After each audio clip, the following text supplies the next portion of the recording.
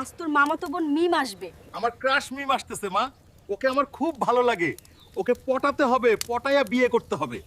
আগে তোর ওকে ইমপ্রেস করতে হবে। যা, ওর জন্য এখনই গিয়ে বাজার থেকে আস্ত গরু নিয়ে আয়। গরু না মা, ওকে ইমপ্রেস করার জন্য গরু না, আমি বাজারে সবথেকে বড় হরিণ কিনে নিয়ে আসবো। বাজারে সবথেকে বড় হরিণটা দাও, আমি মিমের জন্য নিয়ে যাব, ওকে ইমপ্রেস করতে হবে। হরিণ তো হাটে পাবি না, হাটে শুধু গরু পাবি। হরিণ পেতে হলে জঙ্গলে যা। আমি মিমের জন্য জঙ্গলে কেন, এভারেস্ট থেকেও হরিণ আনতে পারি। শয়তান সিংহ, আমাকে ছেড়ে দে।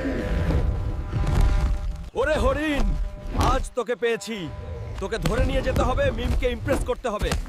মিম, আমি আসছি। মা, মা, এই দেখো, আমি মিমের জন্য জঙ্গল থেকে সিংহের সাথে লড়াই করে এই হরিণটাকে ধরে নিয়ে এসেছি। ওরে আমার হাল্ক দেখোছো মিম, তোমার জন্য হাল্ক কত কষ্ট করে। হরিণ ধরে আনলো সিংহের সাথে লড়াই করে। মিম, তুমি কি ইমপ্রেস হয়েছো? না, ইমপ্রেস মানে আমি তোমার উপর টাসকি খায়া পড়ছি তোমার সাহসিকতার জন্য। তাহলে তোমাকে আই লাভ ইউ।